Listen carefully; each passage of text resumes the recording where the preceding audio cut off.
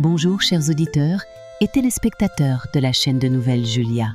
Chers auditeurs et téléspectateurs, aujourd'hui, Julia vous présente une courte histoire socio-psychologique intitulée « Vivre avec ma belle-mère ».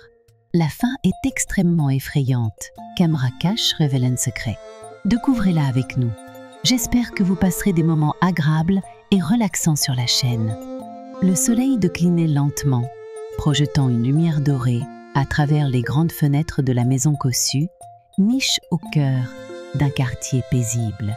Cette maison, autrefois un havre de bonheur pour Jeanne et ses parents, semblait désormais enveloppe d'une atmosphère lourde, presque oppressante. Jeanne, assise sur le canapé du salon, se recroquevillait sur elle-même, ses bras serrant fermement son sac à dos. Ses yeux rougis trahissaient des heures de larmes silencieuses. Elle observait son père, Hugo, qui ajustait nerveusement sa cravate devant le miroir du hall d'entrée. Son visage, tendu et soucieux, reflétait l'importance de ce jour. Aujourd'hui, Claire, la nouvelle épouse d'Hugo, et Lucas, son fils de 15 ans, allaient emménager. Ce moment, que Hugo espérait être un nouveau départ pour sa famille, était pour Jeanne une épreuve insurmontable. Depuis la mort de sa mère, 2 ans plus tôt, Jeanne avait vu son monde s'effondrer. Et maintenant, cette femme, cette érange, allait prendre la place de sa mère dans leur maison. Elle serra les dents, refoulant une vague de colère et de tristesse. Un bruit de moteur se fit entendre à l'extérieur, suivi de voix et de rires. Jeanne se redressa légèrement, son cœur battant plus vite. Hugo posa une main hésitante sur son épaule. « Jeanne, ma chérie, viens saluer Claire. À partir d'aujourd'hui, nous sommes une famille. » Jeanne détourna le regard, ses lèvres se pinquant en une ligne fine. Elle n'avait aucune envie de rencontrer cette femme, encore moins de l'appeler famille. Mais, pour son père, elle se leva, traînant les pieds jusqu'à la porte d'entrée. Dehors, un camion de déménagement était garé devant la maison. Claire, vêtue d'une robe fleurie, qui épousait parfaitement sa silhouette élégante, se tenait près du véhicule, un sourire éclatant illuminant son visage. Elle semblait rayonner comme si elle était la personnification même du bonheur. À ses côtes, Lucas, un adolescent à l'air renfrogne, traînait une valise derrière lui. Ses yeux sombres balayèrent Jeanne avec une méfiance palpable. « Jeanne, ma chérie !» s'exclama Claire en s'avanquant, ses talons claquant sur le pave. « Oh, tu es encore plus belle que ce que ton père m'a décrit. Tu ressembles tellement à ta mère. » Ces mots, sens et un compliment, frappèrent Jeanne comme une gifle. Elle recula instinctivement lorsque Claire tendit la main pour lui caresser les cheveux. « Je n'aime pas qu'on me touche », répondit-elle froidement, son regard défiant celui de Claire. Un silence gênant s'installa. Claire, visiblement déstabilisée, laissa retomber sa main, mais son sourire ne vacilla pas. « Bien sûr, ma chérie, je comprends. Nous apprendrons à nous connaître avec le temps. » Hugo, tentant de détendre l'atmosphère, éclata d'un rire nerveux. « Tu vois, Claire, Jeanne est un peu timide, mais elle t'adorera, j'en suis sûre. » Jeanne détourna les yeux, serrant les poings pour contenir sa frustration. Elle n'adorerait jamais cette femme, jamais. Lucas, qui n'avait pas dit un mot jusque-là, passa brusquement devant Jeanne, sa valise heurtant délibérément ses jambes. « Ne crois pas que cette maison est encore la tienne » murmura-t-il d'un ton glacial, avant de monter les escaliers. Jeanne resta fige, ses ongles s'enfonçant dans la paume de ses mains. Elle sentit une colère sourde monter en elle, mais elle n'avait pas la force de répondre. Elle se contenta de regarder Lucas disparaître à l'étage, son cœur battant à tout rompre. Le reste de la journée fut un tourbillon de cartons, de meubles de place et de conversations forces. Claire s'efforçait de se montrer aimable, préparant un dîner qu'elle espérait convivial. Mais Jeanne, assise à table, ne toucha presque pas à son assiette. Hugo, visiblement agace par l'attitude de sa fille, tenta de la raisonner.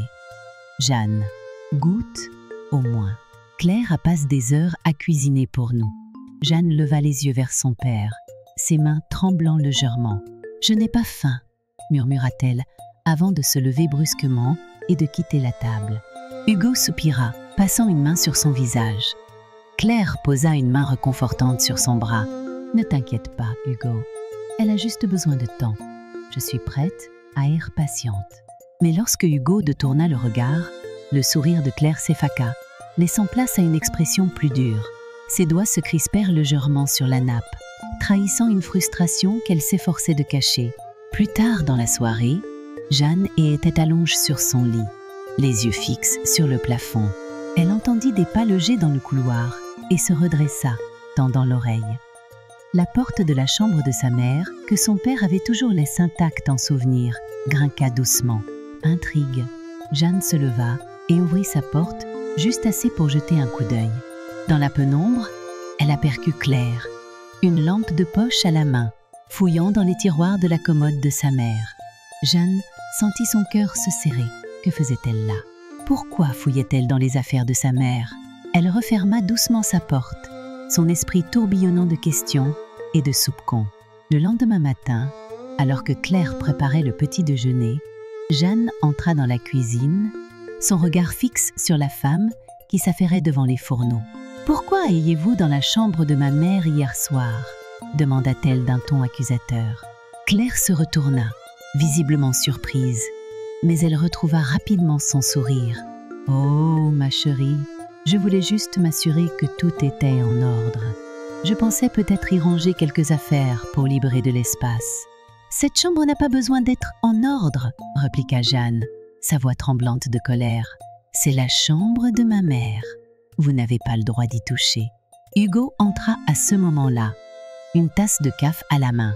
Il fronqua les sourcils en entendant le ton de sa fille. « Jeanne, qu'est-ce qui se passe encore ?»« Papa, elle fouille dans les affaires de maman, » s'exclama Jeanne, pointant un doigt accusateur vers Claire.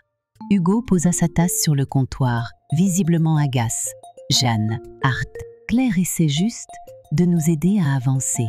Tu ne peux pas continuer à vivre dans le passe. »« Ce n'est pas le passe pour moi, » hurla Jeanne, les larmes aux yeux. « C'est tout ce qu'il me reste d'elle, et vous laissez cette femme tout détruire. » Elle quitta la cuisine en courant, laissant Hugo et Claire seuls. Hugo soupira profondément, passant une main dans ses cheveux. « Je suis désolée, Claire. Elle est encore jeune. Elle finira par comprendre. » Claire posa une main sur son bras, son sourire doux masquant à peine l'éclat froid dans ses yeux. « Ne t'inquiète pas, Hugo. Je suis prête à tout pour que cette famille fonctionne. » Dans les jours qui suivirent, la tension dans la maison ne fit qu'augmenter. Lucas, fidèle à lui-même, ne manquait pas une occasion de provoquer Jeanne. Il la bousculait dans les couloirs, faisait des remarques cinglantes à table et la regardait avec un mépris évident. Jeanne, de son côté, s'efforçait de l'ignorer, mais chaque interaction avec lui la laissait plus épuisée et isolée. Un soir, alors qu'elle était assise dans le salon, feignant de lire un livre, elle entendit Claire et Hugo discuter dans la cuisine. Leur conversation était basse, mais elle parvint à saisir quelques bribes. « Besoin de vendre la maison, Hugo. C'est trop grand pour nous. Et puis, ce serait bien de repartir à zéro, non ? » « Je ne sais pas, Claire. Cette maison a une grande valeur sentimentale pour Jeanne. Je ne veux pas la brusquer davantage. Je comprends, mais pense à ce qui est le mieux pour nous, pour notre avenir. » Jeanne sentit une boule se former dans sa gorge. Vendre la maison ? Cette maison et tout ce qui lui restait de sa mère. Elle serra les poings, jurant silencieusement qu'elle ne laisserait pas cela arriver. Quelques jours plus tard, alors que Jeanne rentrait de l'école, elle trouva Claire dans le salon, feuilletant un album photo de famille. Elle s'arrêta net, son cœur se serrant en voyant les photos de sa mère entre les mains de cette femme. « Vous n'avez pas le droit de toucher à K, » dit-elle d'un ton glacial. Claire leva les yeux, son sourire habituel toujours en place. « Jeanne, ma chérie, je voulais juste en apprendre un peu plus sur ta mère. Elle avait l'air d'être une femme merveilleuse. »« Elle l'était, » répondit Jeanne, sa voix tremblante. « Et vous ne serez jamais comme elle. » Claire referma doucement l'album, son sourire se figeant légèrement. « Je ne cherche pas à la remplacer, Jeanne. Je veux juste que nous soyons une famille. »« Nous ne serons jamais une famille, » répliqua Jeanne avant de tourner les talons et de monter dans sa chambre. Cette nuit-là, alors qu'elle était allongée dans son lit, Jeanne sentit une détermination nouvelle s'emparer d'elle. Elle ne laisserait pas Claire détruire ce qu'il restait de sa mère. Elle protégerait cette maison, ses souvenirs et tout ce qui comptait pour elle, peu importe ce qu'il faudrait faire. La maison, autrefois si paisible, semblait désormais enveloppe d'une tension constante. Depuis l'arrivée de Claire et Lucas, Jeanne avait l'impression de vivre dans une cage où chaque mouvement était surveillé, chaque mot pèse. Mais ce n'était pas seulement une question de cohabitation difficile. Quelque chose d'autre, de plus sombre, semblait se tramer sous la surface. Et Jeanne, malgré son jeune âge, le sentait. Un soir, alors que la maison plonge dans le silence, Jeanne se réveilla en sursaut. Une lumière vacillante passait sous la porte de sa chambre. Intrigue, elle se leva doucement, ses pieds nus frôlant le sol froid. Elle ouvrit la porte juste assez pour jeter un coup d'œil dans le couloir.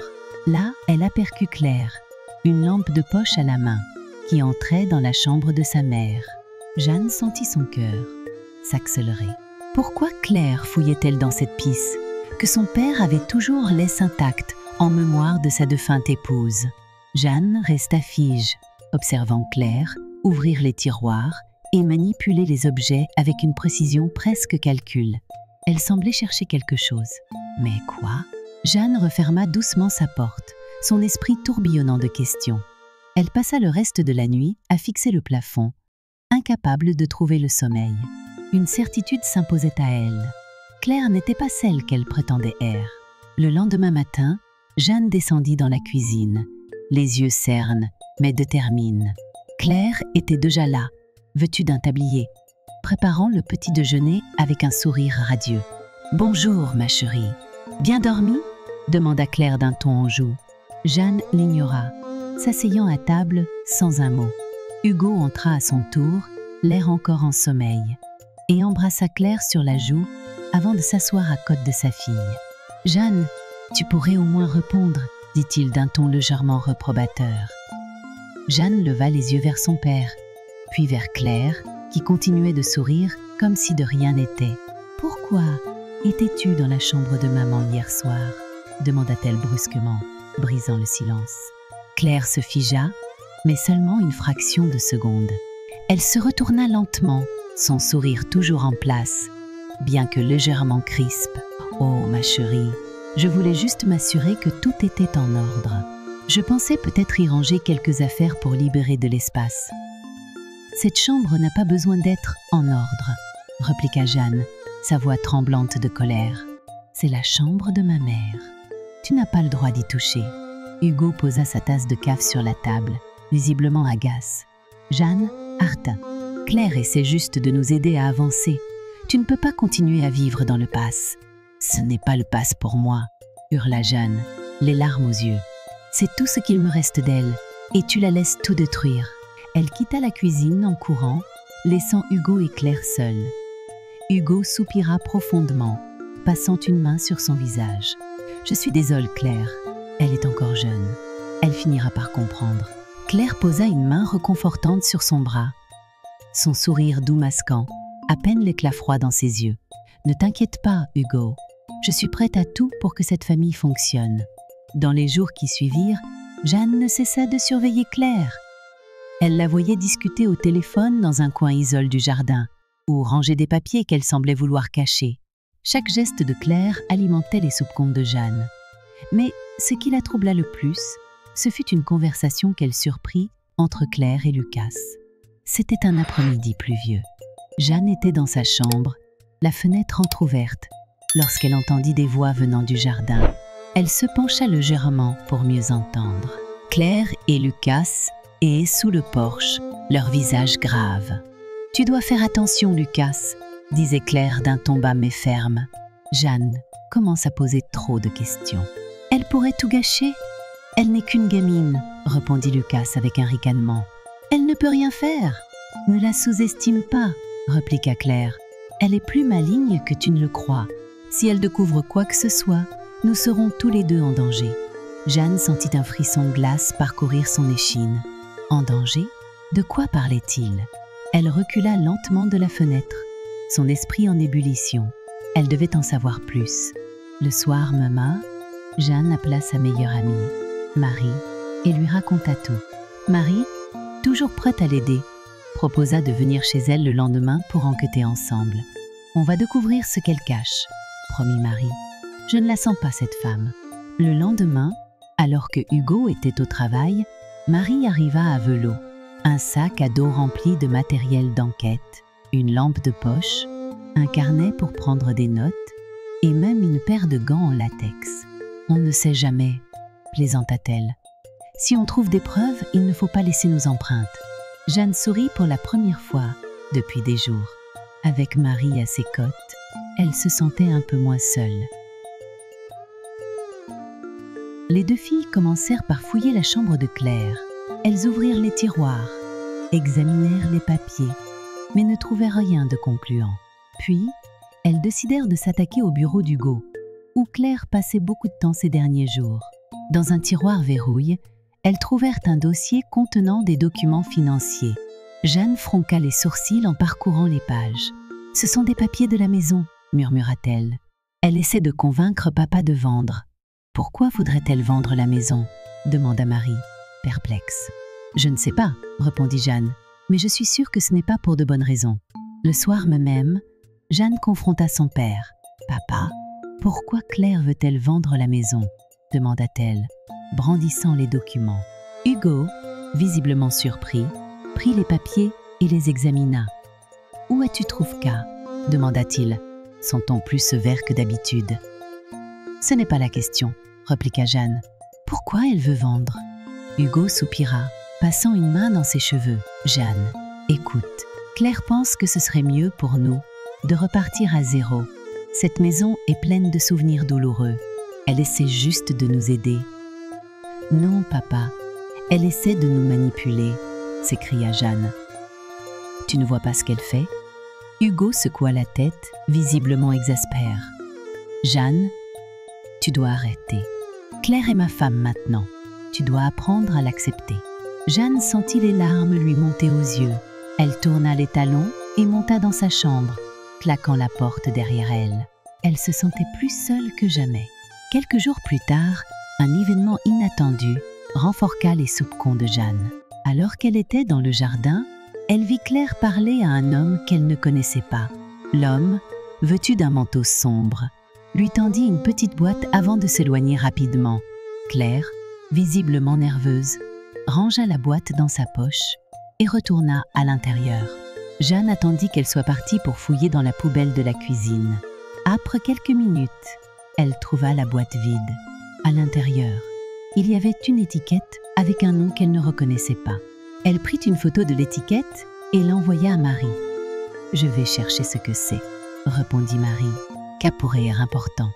Le soir même, Marie appela Jeanne, sa voix tremblante d'excitation. « Jeanne, c'est un médicament, mais pas n'importe lequel. C'est un produit qui peut affaiblir quelqu'un s'il est utilisé sur une longue période. Pourquoi Claire aurait-elle cas ?» Jeanne sentit son cœur s'arrêter. Était-il possible que Claire ait utilisé ce produit sur sa mère? Était-ce pour cela qu'elle semblait si faible avant sa mort? Les pièces du puzzle commençaient à s'assembler, mais Jeanne avait besoin de preuves. Cette nuit-là, Jeanne décida de fouiller la chambre de Claire une dernière fois. Elle attendit que tout le monde soit endormi, puis se glissa dans le couloir. La porte de la chambre de Claire était entr'ouverte. Jeanne entra doucement, son cœur battant à tout rompre. Elle ouvrit les tiroirs, cherchant quelque chose, n'importe quoi, qui pourrait confirmer ses soupçons. Enfin, dans une boîte cache sous le lit, elle trouva une lettre. C'était une note manuscrite, adressée à Claire. Les mots étaient clairs. Le produit a et livre. Assurez-vous qu'il soit utilisé discrètement. Jeanne sentit ses mains trembler. Elle remit la lettre dans la boîte et quitta la pièce aussi discrètement que possible. Elle savait qu'elle tenait enfin une preuve, mais elle ne pouvait pas agir seule. Elle devait en parler à Marie et peut-être même à sa grand-mère, Madame Margot. Le lendemain, Jeanne montra la lettre à Marie, qui la lut avec des yeux écarquillés. « Jeanne, c'est énorme. On doit faire quelque chose. »« Je sais, » répondit Jane, « mais je ne sais pas quoi. Si je montre ça à papa, il ne me croira pas. »« Alors, on doit trouver d'autres preuves, » dit Marie, « et vite. » Ainsi commença une enquête qui allait révéler des secrets bien plus sombres. que ce que Jeanne aurait pu imaginer. Mais pour l'instant, elle savait une chose. Claire n'était pas celle qu'elle prétendait être. Et elle ferait tout pour protéger la mémoire de sa mère, quoi qu'il en coûte. Les révélations choquantes, la maison, autrefois un sanctuaire de paix, était désormais le théâtre d'une guerre silencieuse. Jeanne, déterminée à découvrir la vérité sur Claire, sentait que chaque jour la rapprochait d'un secret bien plus sombre qu'elle n'aurait pu imaginer. Les pièces du puzzle commençaient à s'assembler, mais ce qu'elle allait découvrir allait bouleverser sa vie à jamais. Un soir, alors que la maison plonge dans le silence, Jeanne s'enferma dans sa chambre avec Marie. Les deux amies étaient assises sur le lit, entourées de papiers, de photos et de notes griffonnes à la hâte. Jeanne tendit à Marie une lettre qu'elle avait trouvée dans la chambre de Claire, quelques jours plus tôt. « Regarde, K, » murmura Jeanne, ses mains tremblant légèrement. « C'est une lettre adressée à Claire. Elle parle d'un produit livre et de la nécessité de l'utiliser discrètement. » Marie lut la lettre, ses yeux s'écarquillant à mesure qu'elle avançait. « Jeanne, c'est énorme. Si ce produit est ce qu'on pense, alors elle a peut-être fait quelque chose à ta mère. » Jeanne détourna le regard, ses yeux brillants de larmes retenues. « Je le savais, Marie, je le sentais depuis le début. Maman n'était pas malade, elle était forte, pleine de vie.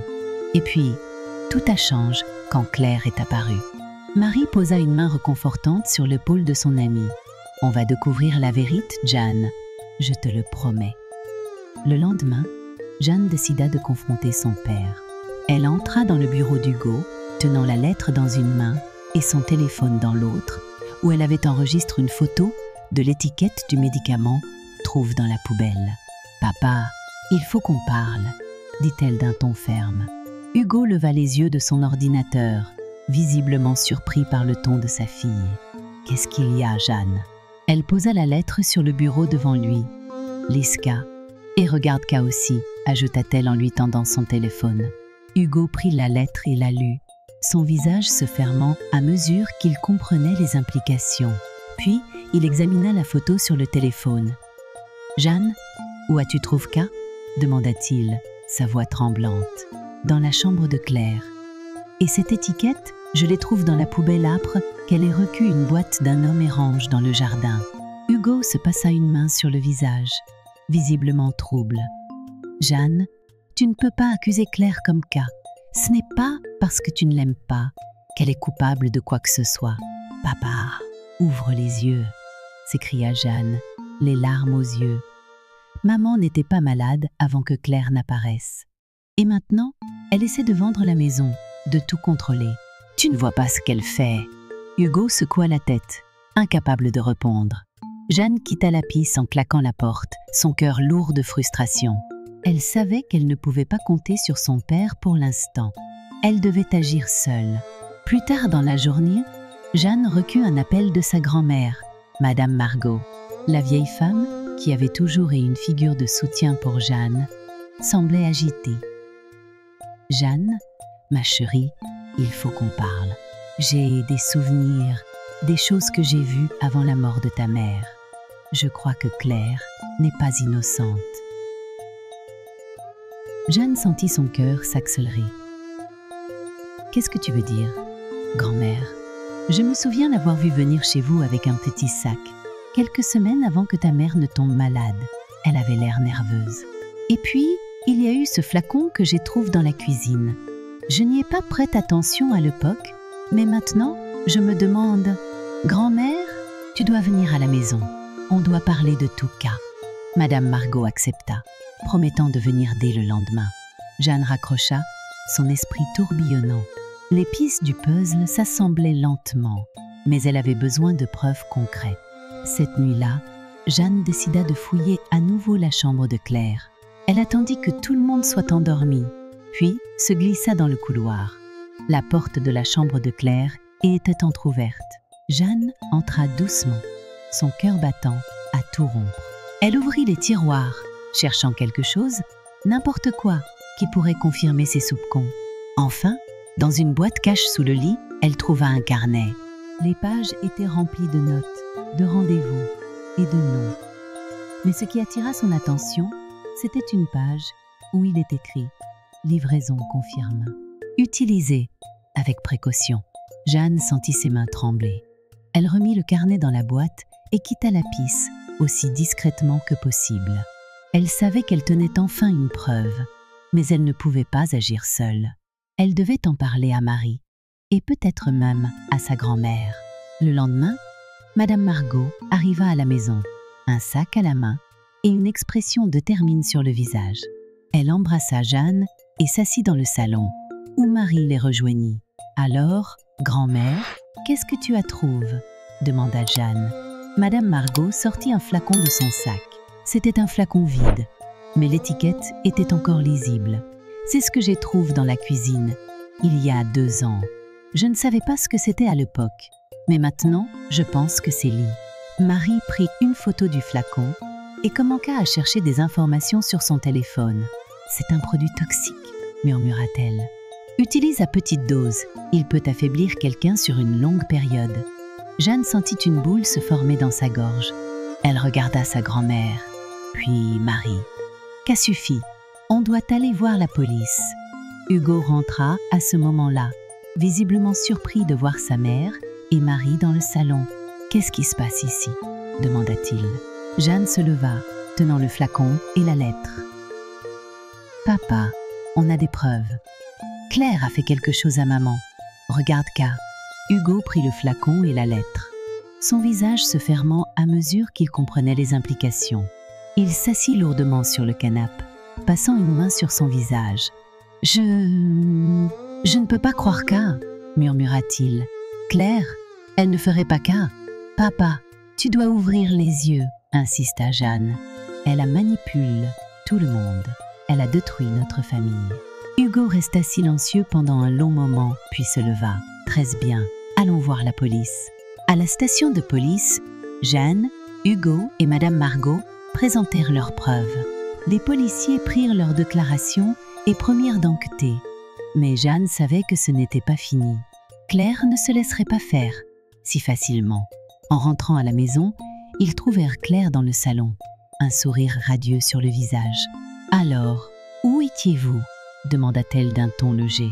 Hugo la regarda, son visage sombre. « Claire, on doit parler. » Le sourire de Claire vacilla légèrement, mais elle garda son calme. « Bien sûr, Hugo. » « De quoi s'agit-il » Hugo lui tendit la lettre et le flacon. « Qu'est-ce que c'est, Claire ?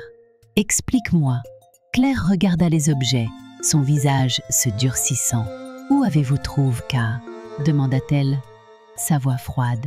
« Réponds à la question, » insista Hugo. Claire éclata de rire, un rire froid et sans joie. « Vous pensez vraiment que j'ai fait quelque chose à votre femme ? C'est ridicule. » Alors, pourquoi ces preuves ? Pourquoi ces notes ? demanda Jeanne, sa voix tremblante de colère. Claire se tourna vers elle, son sourire disparaissant complètement. « Tu es une petite fouineuse, n'est-ce pas ? Tu ne peux pas accepter que ton père ait refait sa vie. Tu veux détruire tout ce que j'ai construit. »« Ce que tu as construit !» s'écria Jeanne. « Tu as détruit ma famille !»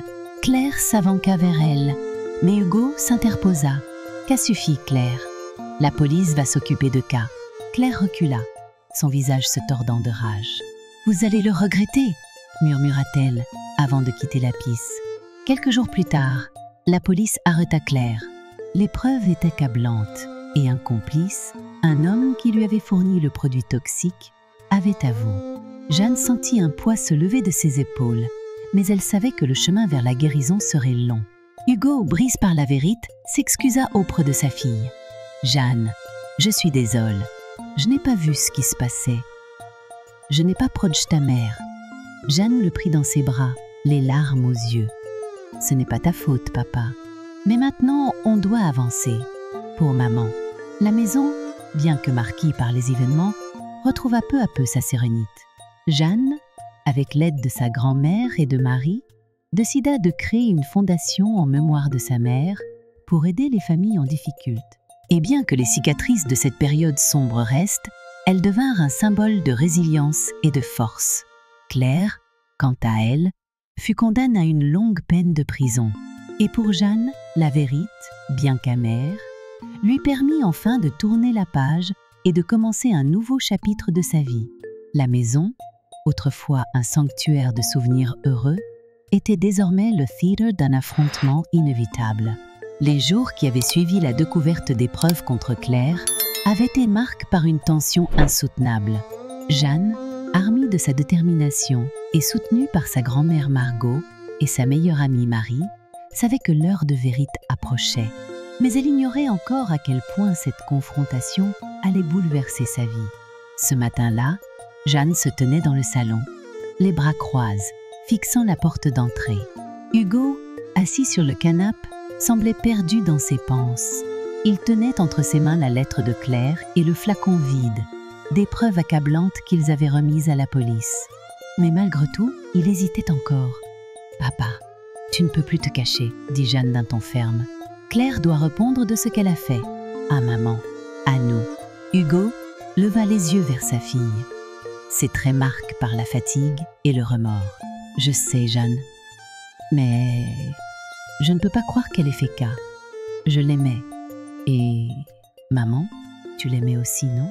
répliqua Jeanne, sa voix tremblante de colère. « Alors pourquoi tu laisses cette femme salir sa mémoire ?» Hugo baissa la tête, incapable de répondre.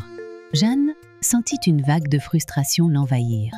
Mais avant qu'elle ne puisse dire autre chose, la porte s'ouvrit brusquement. Claire entra, un sourire radieux sur le visage, comme si de rien n'était. « Bonjour tout le monde !» lanqua-t-elle d'un ton enjou. « Qu'est-ce qui se passe ici ?» Jeanne serra les poings, son regard brûlant de colère. Elle s'avança vers Claire, brandissant la lettre. « Ka, c'est ce qui se passe ?» dit-elle d'un ton glacial.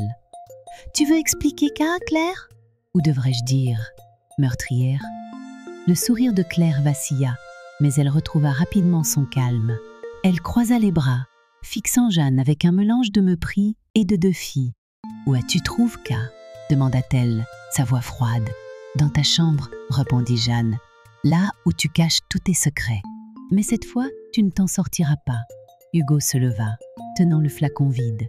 « Claire, dis-moi que ce n'est pas vrai. Dis-moi que tu n'as rien fait à ma femme. » Claire éclata de rire, un rire froid et sans joie. « Vous êtes tous devenus fous, » dit-elle en secouant la tête. « Vous croyez vraiment que j'ai fait quelque chose à cette femme ? C'est ridicule.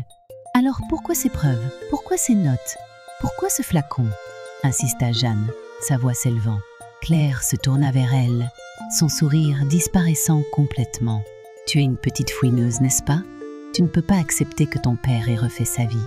Tu veux détruire tout ce que j'ai construit, ce que tu as construit, » s'écria Jeanne. « Tu as détruit ma famille. » Claire s'avança vers elle, mais Hugo s'interposa. « Qu'a suffi, Claire ? La police va s'occuper de Ka. » Claire recula, son visage se tordant de rage. « Vous allez le regretter, » murmura-t-elle avant de quitter la piste. Quelques heures plus tard, 2 policiers arrivèrent à la maison. Ils avaient recueilli les preuves et les témoignages de Jeanne, Hugo et Margot étaient venus arrêter Claire. Mais lorsqu'ils entrèrent dans la maison, Claire était introuvable. « Elle a dû partir » murmura Hugo, visiblement trouble. « Nous allons la retrouver » assura l'un des policiers. « En attendant, restez prudents. » Jeanne sentit une boule se former dans sa gorge. Elle savait que Claire ne partirait pas sans se battre. Et elle avait raison. Cette nuit-là, alors que tout le monde dormait, Jeanne se réveilla en sursaut. Elle avait entendu un bruit, un craquement venant du rez-de-chaussée. Elle se leva doucement, son cœur battant à tout rompre, et descendit les escaliers. Dans l'obscurité, elle aperçut une silhouette près du bureau de son père. C'était Claire. « Qu'est-ce que tu fais ici ?» s'écria Jeanne, allumant la lumière. Claire se retourna, un dossier à la main. Son visage émarqué par la colère et le désespoir. « Je récupère ce qui m'appartient », répondit-elle d'un ton tranchant. « Tu as tout gâché, Jeanne. »« Tout ce qui t'appartient ?» répéta Jeanne, incrédule. « Rien ici ne t'appartient. Pas cette maison, pas cette famille, et certainement pas la vie de ma mère. » Claire s'avança vers elle, ses yeux brillants de rage. « Tu ne comprends rien, petite idiote. Tout ce que j'ai fait, je l'ai fait pour moi.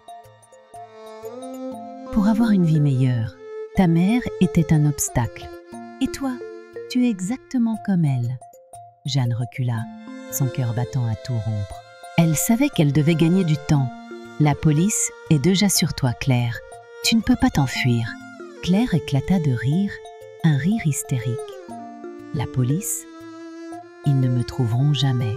Et toi, tu ne diras rien, parce que si tu le fais, je détruirai tout ce que tu as. Avant que Jeanne ne puisse répondre, Hugo apparut dans l'encadrement de la porte, suivi de Margot. Il tenait un téléphone dans sa main.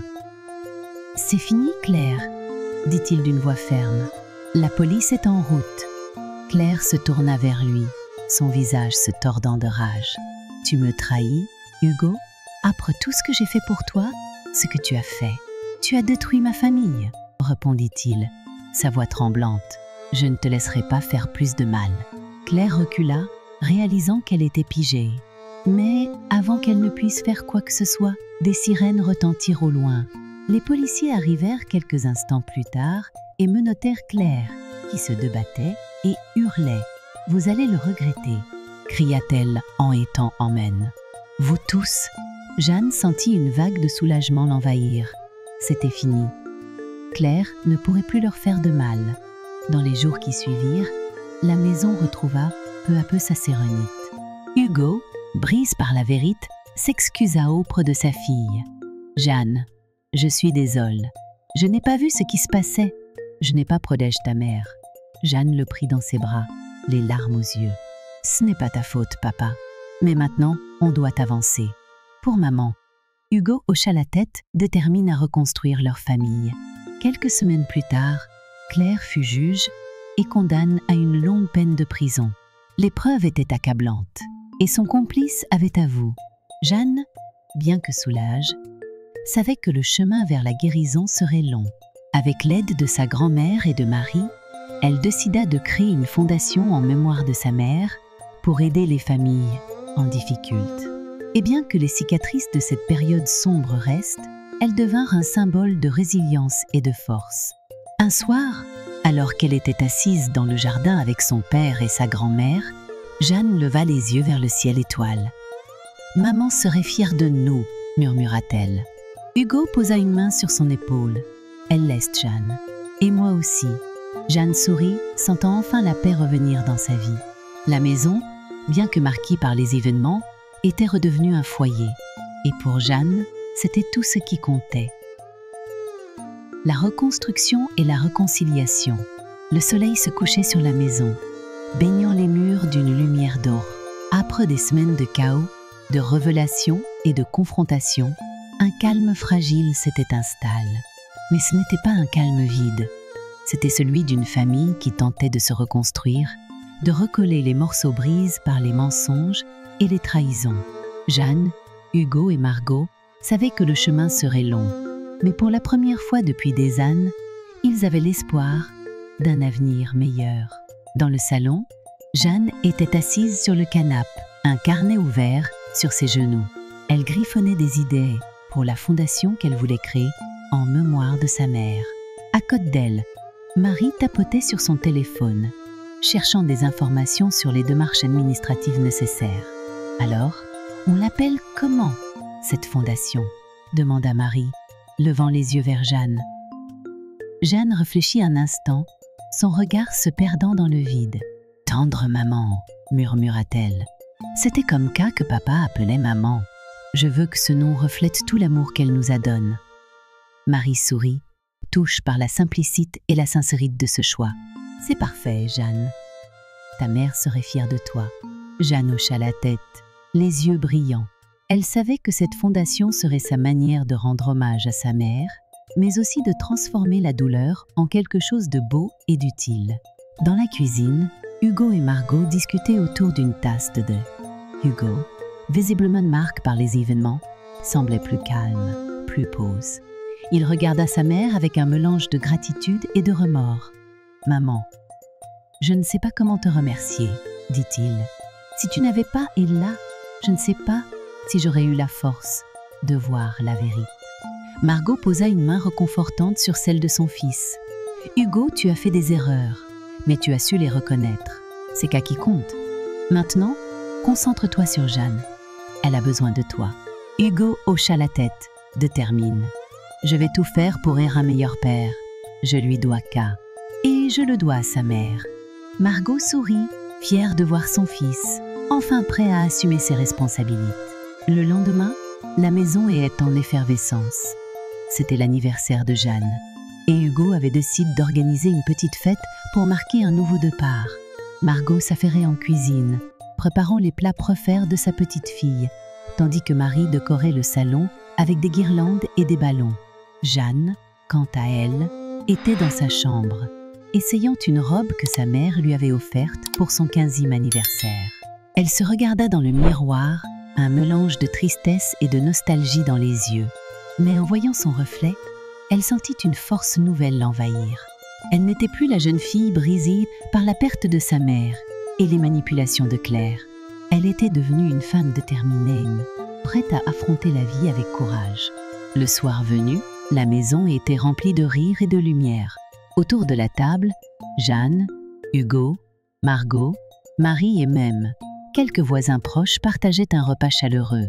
Hugo se leva, un verre à la main, et fit un discours. « Jeanne, ma fille, comment qu'a-t-il » sa voix tremblante d'émotion. « Je veux te dire à quel point je suis fière de toi. Tu as traversé des épreuves que personne ne devrait avoir à affronter. Et pourtant, tu es reste forte. Tu es la meilleure partie de ta mère, et je sais qu'elle serait fière de toi, tout comme je le suis. » Jeanne sentit les larmes lui monter aux yeux. Elle se leva à son tour et serra son père dans ses bras. « Merci papa, je t'aime. » Les invites applaudirent, émus par ce moment de réconciliation. Margot, assise à côté de Marie, essuya discrètement une larme. Après le dîner, Jeanne et Marie s'installèrent dans le jardin, sous un ciel étoile. Marie, toujours curieuse, posa une question. « Alors, Jeanne, qu'est-ce que tu vas faire maintenant ? Avec la fondation, avec Touka ?» Jeanne regarda les étoiles. Un sourire détermine sur le visage. « Je vais continuer à avancer, Marie. Pour maman, pour moi, pour nous tous. Je veux que cette maison soit un lieu de bonheur, pas de douleur. Et je veux que la fondation aide d'autres familles à surmonter leurs épreuves. » Marie hocha la tête, impressionne par la maturité de son amie. « Tu es incroyable, Jeanne.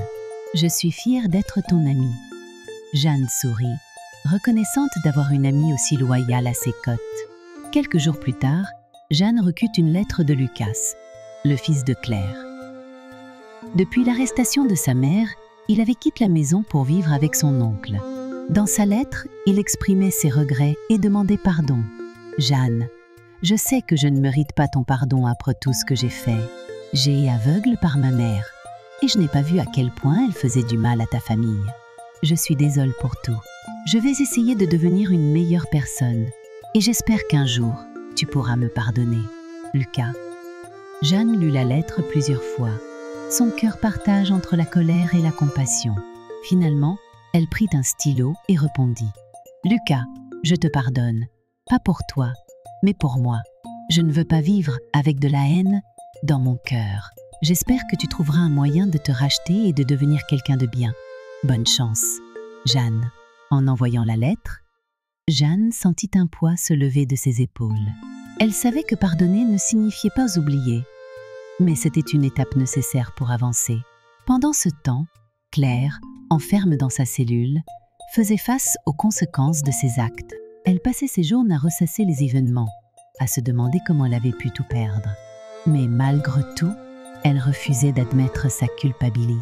Pour elle, elle avait simplement fait ce qu'il fallait pour obtenir ce qu'elle voulait. Mais dans le silence de la nuit, lorsqu'elle était seule avec ses pensées, elle ne pouvait ignorer la vérité. Elle avait détruit sa propre vie. Un mois plus tard, la fondation Tendre Mammon fut officiellement lancée. Jeanne, entourée de sa famille et de ses amis, coupa le ruban lors de la cérémonie d'ouverture. Hugo, Margot et Marie étaient à ses côtés, fiers de ce qu'elle avait accompli. « C'est le début de quelque chose de beau », dit Margot en serrant sa petite fille dans ses bras. Jeanne hocha la tête, les yeux brillants de détermination. « Oui, grand-mère, et c'est grâce à vous tous. » La maison, autrefois sombre et pleine de tension, était redevenue un foyer chaleureux. Les rires résonnaient à nouveau dans les couloirs, et les souvenirs douloureux avaient laissé place à de nouveaux moments de bonheur. Jeanne savait que sa mère n'était jamais vraiment partie. Elle vivait dans chaque sourire, chaque éclat de rire, chaque acte de bonté. Un soir, alors qu'elle était seule dans le jardin, Jeanne leva les yeux vers le ciel étoile. « Maman, » murmura-t-elle, « j'espère que tu es fière de moi. Je t'aime. » Une étoile filante traversa le ciel, et Jeanne sourit. Elle savait que, d'une manière ou d'une autre, sa mère veillait toujours sur elle. Ainsi, après des mois de douleur et de lutte, Jeanne et sa famille avaient trouvé la paix. La maison, symbole de leur résilience, était devenue un lieu de renouveau. Et pour Jeanne, c'était le début d'un nouveau chapitre rempli d'espoir, de force et d'amour.